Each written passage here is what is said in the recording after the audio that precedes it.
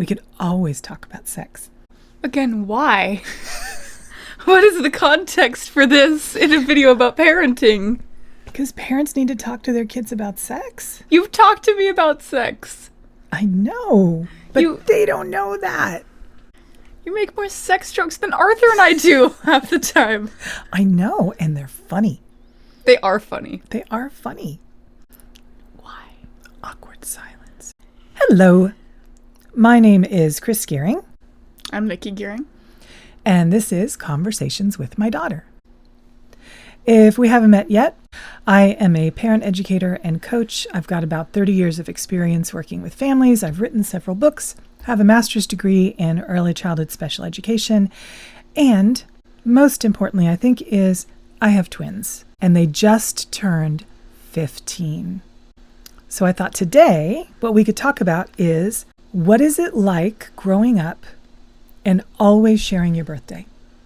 There's always the thing of Arthur reminding me that we're not the same age because he was born 90 seconds earlier. And then there's me reminding him that 90 seconds doesn't matter. He will never let me forget it. One moment. We are recording at this moment. Go fast. This is what the magic of editing is for. It is.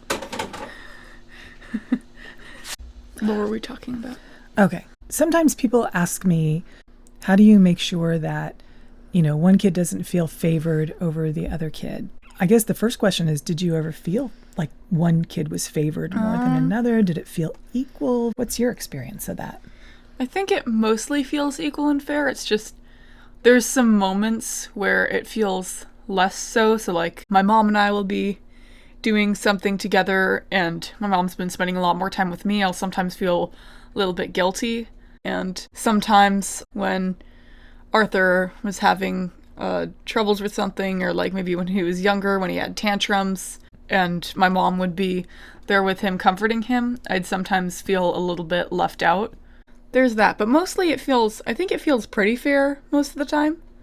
How about keeping your identities separate? Like, how does it feel to do your own thing when you're a twin?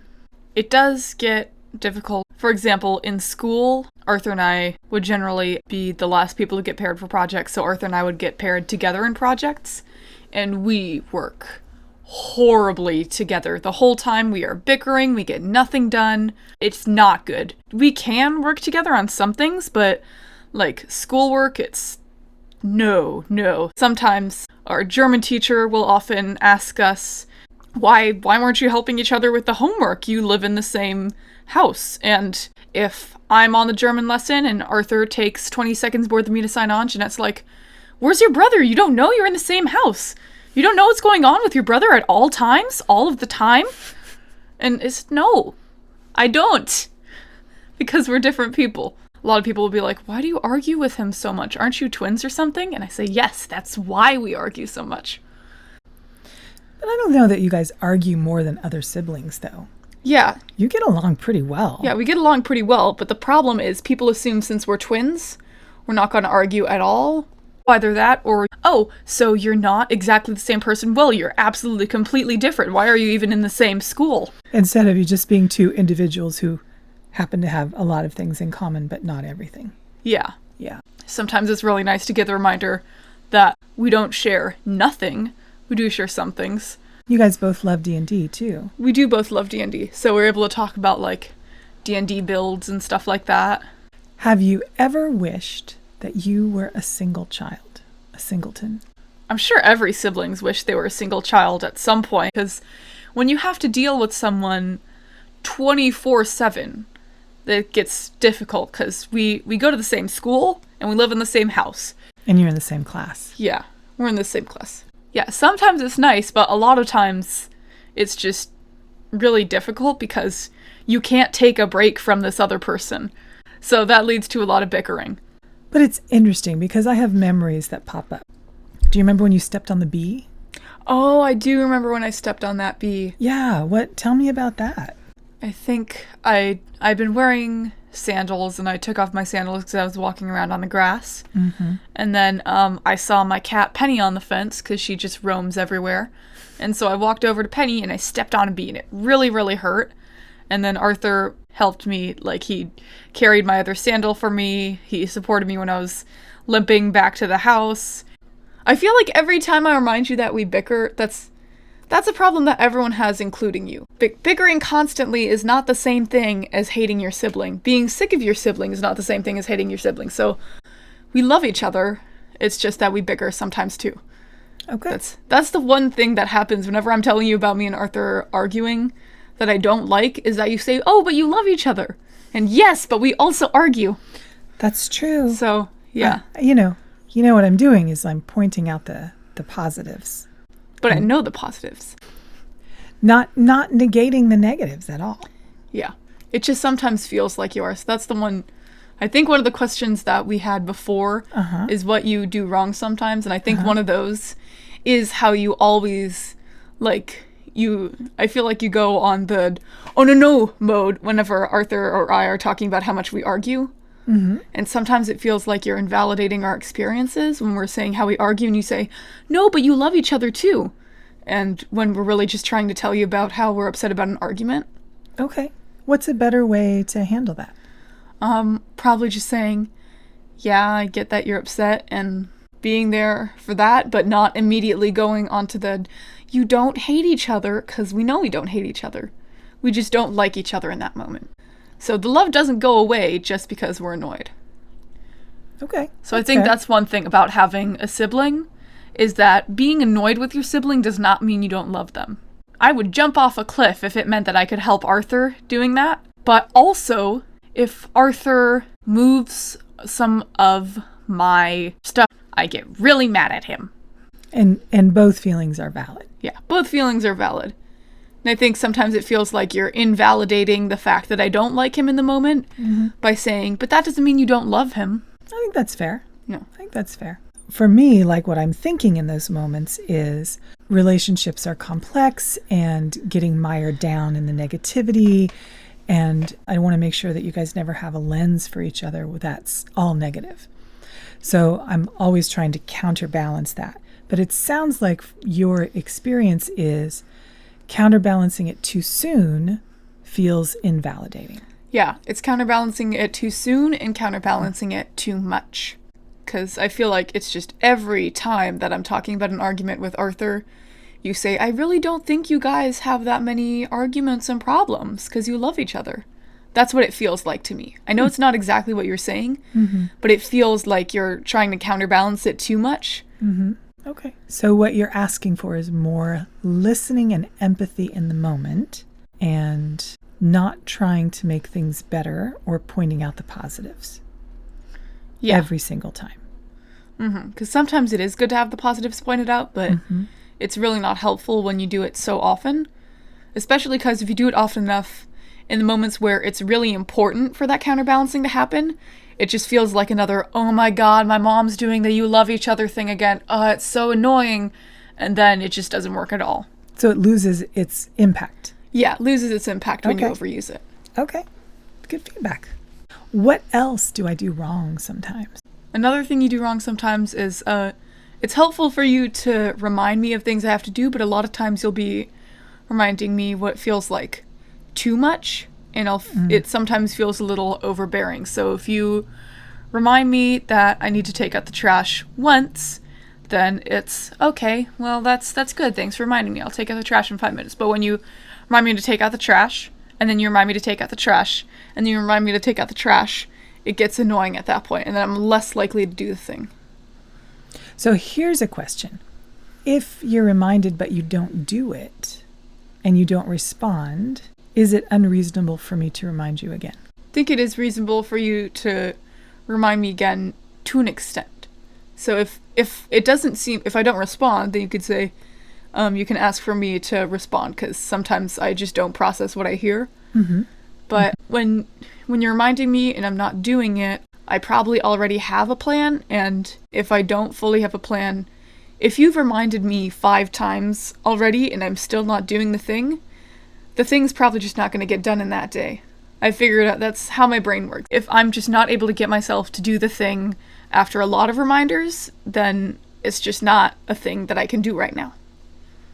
So that's an interesting point, because sometimes the thing has to get done. Yeah.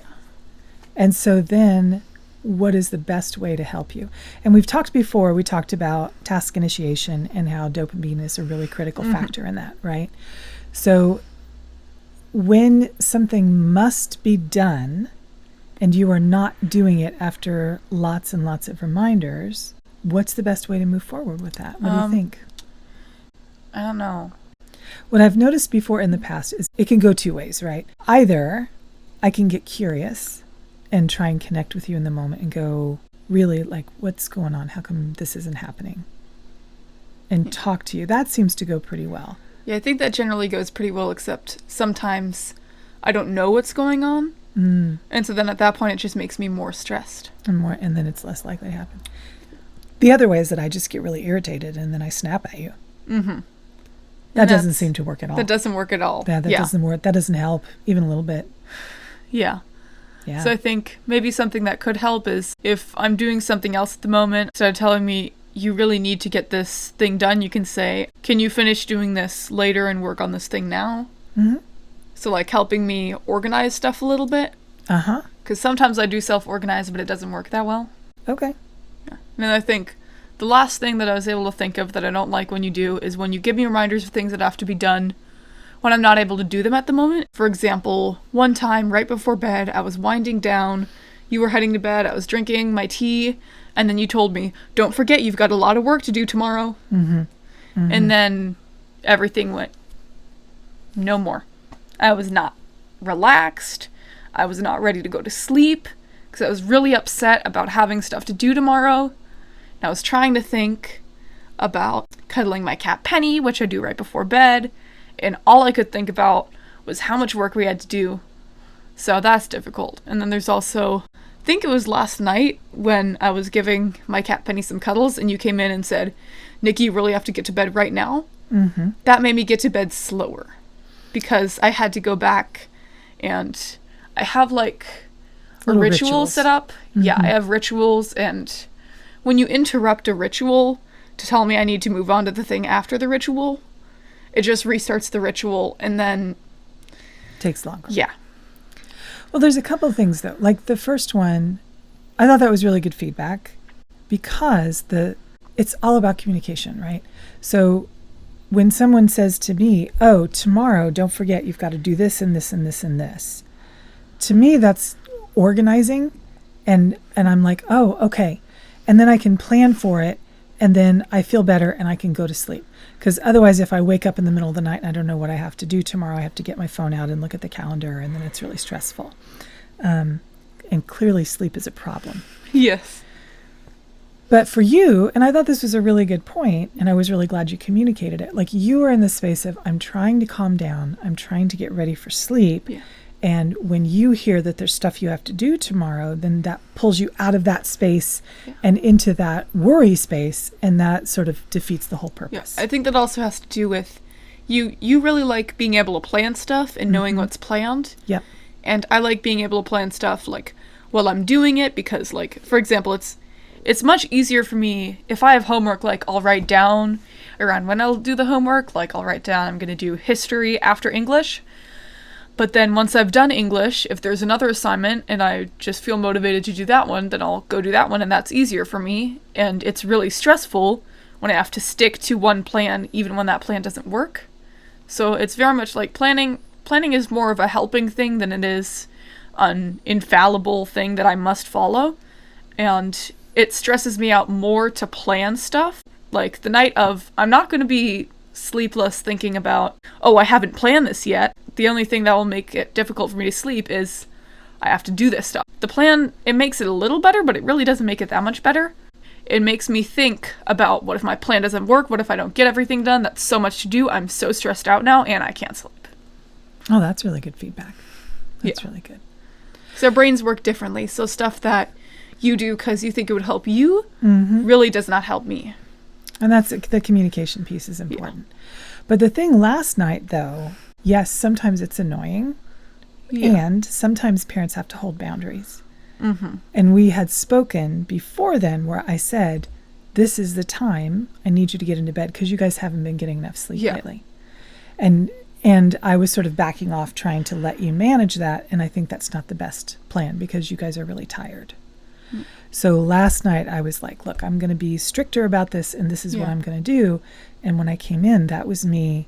I wasn't trying to yell at you or trigger you or annoy you. I was saying, this is what we agreed on and you have violated this agreement. Yeah. Well, I think you said that it was bed by 9:45 and it was like 9:50 when you came in. So I think for situations like that, I really can't work with super strict boundaries. So when it's bed by 9:45, I'm going to be in bed probably by around 9:45, but it's not sometimes as close as you want it to be. So I feel like when you try and keep it that close, it feels less like holding a boundary and more like just really nitpicking what I'm going to be doing, and it's stressful. Okay. Yeah, and like also at that point, I had finished my tea. All I had to do was give Penny cuddles, and then I could go to bed. And I was just finishing getting Penny cuddles when you came in, and then I had to go back and give her cuddles again. I see. I think the thing about parenting is it's constantly figuring out what is the right amount. Yes. Right? Because it's funny, a lot of times I get a lot of pushback on like gentle parenting, like, oh, you just let them do whatever they want. Have you ever felt like that? No, not really. No. I feel like I'm pretty strict, actually, a lot of the times. Like I have really clear boundaries and some things are non-negotiable, like health stuff, like sleep. Yeah. Not negotiable. But we talk about why. Like we talk about the health benefits of sleep and why this is important. So from this, what I'm getting is we need to work more on the routine, not so much so that it's a specific time that's strict, but that it's a ritual, and I didn't have any way of knowing where you were in that ritual because I was in another part of the house. So maybe I could find some way to give you indications. That's like, you know, one thing is like if my tea mug is gone from the counter, that means I drank my tea and I'm currently giving Penny cuddles, so I'm near to the end. Okay. So one thing you could do is you could look to see if the tea mug, or if the dishwasher's running. Okay. So if the dishwasher's running, then you can leave me alone because I'm going to be done really, really soon. Okay. That's reasonable. And then a thing I can do is I can find ways. Maybe we could get another shower clock because the one we had last time broke. And that way I can see how long it takes me in the shower, because that's the one thing that really takes me a long time. Yep. So I think what I can do is try and be more accountable on things that take long times. And what you can do is see when it's only going to be a short time and when you need to step back a little, because I don't really see things in times and dates. I see things in relation to other things that are happening. So I don't see it as go to bed at 9:45. I see it as I go to bed after I've cuddled Penny. I cuddle Penny after I've drank my tea. I drink my tea after I've done my shower. Right. Right. I think it's really important too, as kids get older and as a parent, you want to control everything, but you also don't want to control everything. And there's a weird balance that has to come in. And when you were little, I did kind of control everything. But now you're not little anymore. Yeah. You're bigger than I am. I am. And now the task really is how to teach you how to do this stuff on your own without me. And so it's, the communication is an important part. Yeah, I think definitely what a lot of parents forget when they're like asking, what should I do here, is that that's something you should really ask your kid. Yeah. If they're old enough. If they're old enough. And able to communicate. Yeah. For teenagers, I feel like it's a lot better when you communicate with me about what could be most helpful. Because otherwise, a lot of times you'll think about what will be helpful for you, and that's not how I work. It's also interesting because, like, I can imagine situations where you could say to the kid, well, what do you want? And the kid's like, I want to go to bed at midnight, or I want to play computer games all night. Yeah. And then you find a reasonable compromise. Yes, the communication piece is really important. And it's not always about compromise. Like sometimes there's a hard line. Just how you get to that line. How you get to that line, how you hold that line. And here's what I think is important, is it's not just I need to hold this line because it's a boundary. It's I need to make sure that you know how to set this boundary and that you know how to hold it for yourself later. Because when you go to college, I really want you to know how to set things up so that you get enough rest. Yeah. I think a lot of times compromises are good because then it feels like the kid has some say in it. Mostly I'm talking about for like teenagers. So like if the parent wants the kid in bed by 9:30 and the kid wants to go to bed at 11, the kid can't go to bed at 11, but also it may not be reasonable to expect the kid to go to bed at exactly 9:30. So maybe you can give 9:30 to 9:45. And for me, I only really get like, oh, this is a problem when it's by, if you tell me 9:45, I try and get by 9:45, and then it's okay up until 10. Okay. So I feel like for compromises, it's like setting boundaries and also reasonable expectations and making sure that those align. That is a really good way to put it. Like Yeah. there's a boundary, but there's also a reasonable expectation, and some flexibility has to be baked into Yeah. it. Yeah. Yeah. That I seems mean, reasonable. some kids might not want that flexibility. Sometimes having it be very rigid is helpful for them, but for me, being very rigid is not helpful. So I need the flexibility. Yeah. So in that case, compromise and reasonable expectations are most helpful. And understanding why the boundary is important. Yeah. Yeah. Speaking of boundaries, I think it's about time we wrap it up because Yep. we got to have dinner and I have no idea what I'm making. Yeah, we'll figure it out. We'll figure it out. Well, Maybe we I'll have make- a bunch of leftovers. We do. Maybe I'll make soup. We can make soup. And that's the outro. Yep. Soup. Soup.